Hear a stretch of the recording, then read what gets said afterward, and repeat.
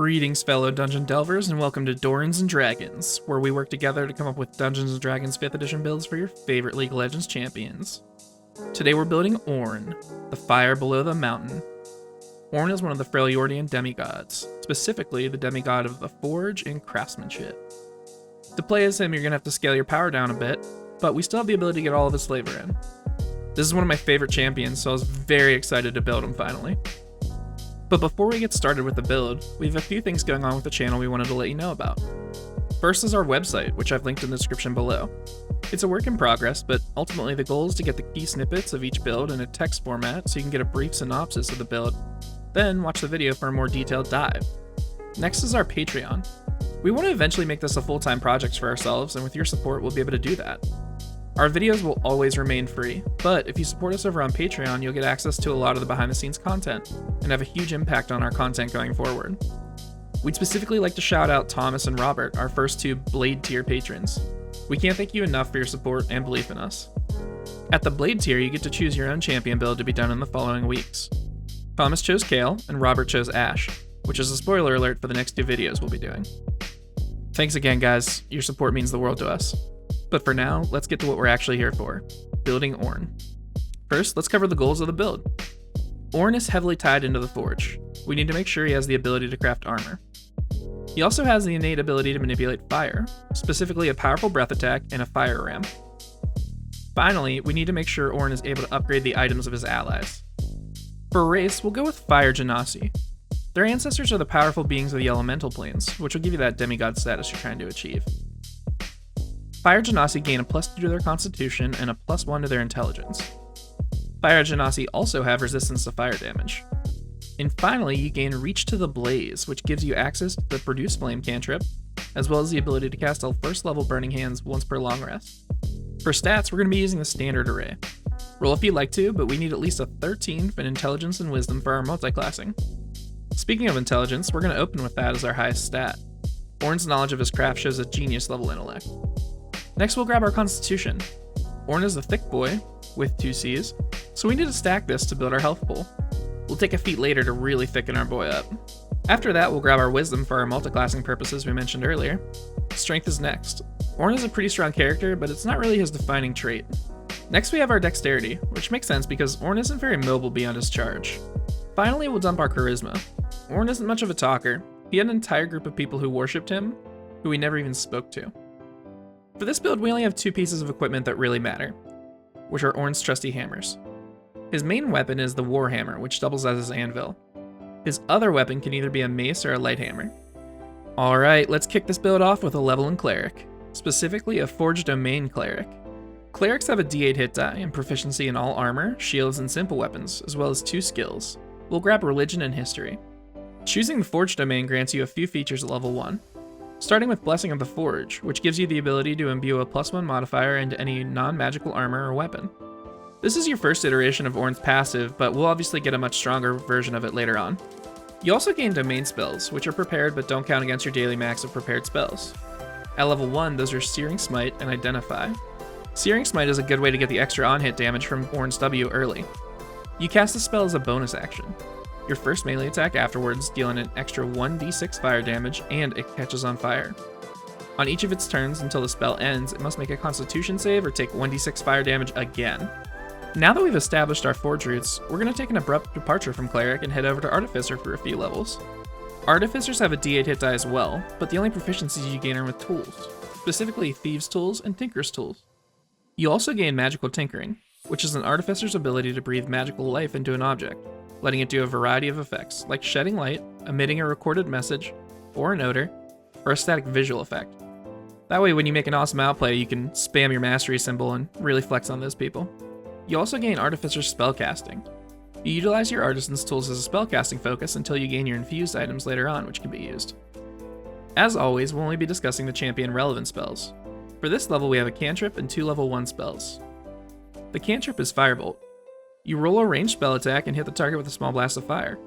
It deals 1d10 damage, and this spell, like all cantrips, scale with your total character level, not your class level. As always, we'll flavor this as a summoner spell Ignite. Next, we'll choose our level 1 spell. We'll take Expeditious Retreat. This lets you dash as a bonus action on every one of your turns until the spell ends or your concentration breaks. This can be flavored as a summoner spell Ghost. Second level Artificers gain their Artificer infusions. You now have the ability to infuse any non-magical object with one of your specific infusions. A lot of these require attunement though, so keep that in mind when you're choosing them.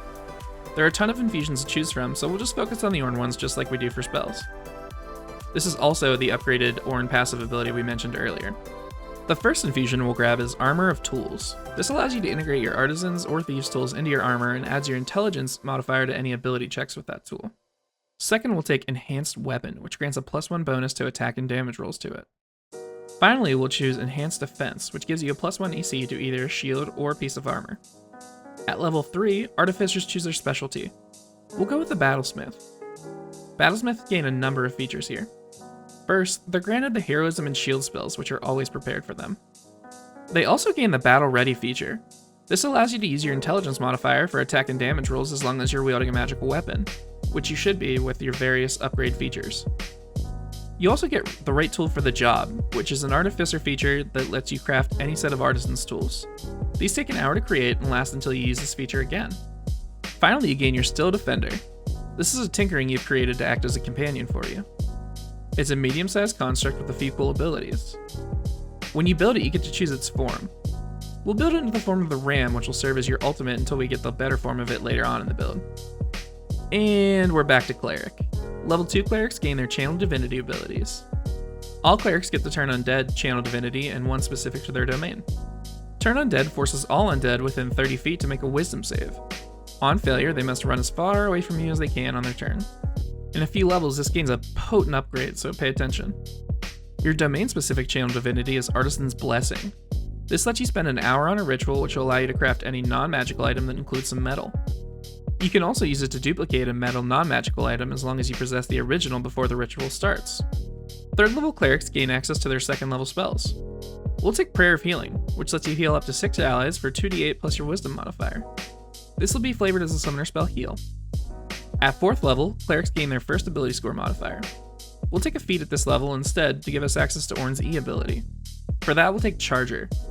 When you use your action to dash, you can use a bonus action to make a melee attack or shove a creature. If you've gone at least 10 feet in a straight line before you do this, you gain +5 damage to the strike, or you can push the target 10 feet away if you go for the shove. It's missing the knock-up component unfortunately, but it still works out pretty well. Level 5 Clerics gain Destroy Undead. This is an upgrade to your Turn Undead Channel Divinity. Any undead that is 1/2 CR or lower that fails its save is instantly destroyed. You can easily clear a room of zombies with this ability, and it's very cool when it happens. This is what I was talking about earlier. 6th level Forge Domain Clerics unlock Soul of the Forge. This gives you resistance to fire, which we already have from being Fire Genasi, but you also gain +1 AC when wearing heavy armor. We're getting very tanky now.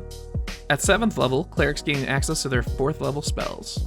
We'll take Freedom of Movement, which we can flavor as QSS. For the duration of the spell, your target is unaffected by movement restricting abilities and features, and you can free yourself from non-magical restraints or grapples.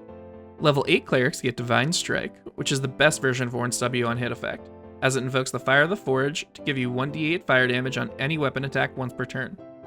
You also gain a second ability score improvement. We'll bump our intelligence up 2 points, which will make more sense in the coming levels.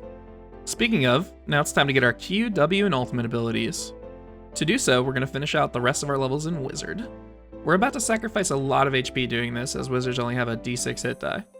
The only other thing you gain this level that isn't provided by some other class feature we've gotten previously is Arcane Recovery. This lets you recover spell slots equal to half your Wizard level rounded up. You can divide that number up any way you want as well. Second level Wizards choose their Arcane Tradition, i.e. the school of magic they're going to hone in on in terms of their studies. We'll take Evocation. This grants you 2 abilities. First, Evocation Savant. This halves the gold cost and time required to add evocation spells to your spellbook. Next, you gain Sculpt Spells. This allows you to prevent friendly fire with your evocation spells like your W ability we're going to be getting next level. You get to choose a number of creatures equal to 1 plus the spell level, and those creatures automatically pass the save and take no damage as a result. At 3rd level, Wizards gain 2nd level spells. We'll choose 2 for Ornn right now. Dragon's Breath is going to be the breath aspect of Ornn's W. You touch a willing creature as a bonus action and grant it the ability to spew acid, cold, fire, lightning, or poison damage from its mouth in a 15-foot cone. The creature can fire that as a type of action. If any of the creatures in range fail a dex save, they take 3d6 of the chosen damage type. Obviously we'll choose fire, but it's cool that you have the options. The other spell we'll pick up is Misty Step. As a bonus action, you teleport up to 30 feet away to an unoccupied space. We can flavor that as a summoner spell Flash. Level 4 wizards gain an ability score improvement. We'll take this opportunity to max our intelligence score. This will boost several of your features, but most importantly your spell saves. At 5th level, wizards gain level 3 spells. Time to get Ornn's Q ability. Erupting Earth allows you to create a fountain of churned earth and stone in a 20-foot cube. Each creature in that area has to make a dex save or take 3d12 bludgeoning. 6th level evocation wizards gain Potent Cantrip. This lets your cantrips deal half damage even if the target makes its save. Level 7 wizards gain 4th level spells. There aren't any Ornn specific ones unfortunately, but there are some powerful ones there you should peruse. At 8th level, wizards gain 1 final ability score improvement. We're going to take a feat to buff up our health pool like we mentioned before. Tough increases your hit point maximum by twice your level. Now we have a thick health pool and thick armor. And finally, wizard level 9, you gain 5th level spells. Most importantly, you get your ultimate via the Conjure Elemental spell. You summon a CR 5 or lower elemental for you to command. Be careful with this spell. If you drop your concentration, the elemental will be unshackled and may hit you and your group. Work with your GM on this spell though. Either reflavor the fire elemental or the salamander as a giant ram. Most DMs will love the opportunity. This is another reason our constitution is so high though. We really don't want to break that concentration. Alright, now that we've completed the build, let's see how we did. First, the good. Ornn is going to be able to buff his allies, items, and even create some of them. We were also able to get all of Ornn's spells into the build, including our giant fire ram. Finally, Ornn is thick. Tons of HP and a very high armor class. Now the bad. Unfortunately, with all the multi-classing needed to get Ornn's spells, we miss out on some of the important features later on. This build's mainly focused on utility as well. Some people love that, but if you're hoping to do a ton of damage, this build's not going to be the build for you. So, what did you think? I've included a link to this build via D&D Beyond in the description below, as well as Amazon links to the books used in this build. Again, a huge shout out to our Blade Tier patrons Thomas and Robert. We plan on turning out one League Champion build roughly every 2 weeks. Thanks for watching, and hopefully we'll catch you on the Rift, or in the Forgotten Realms.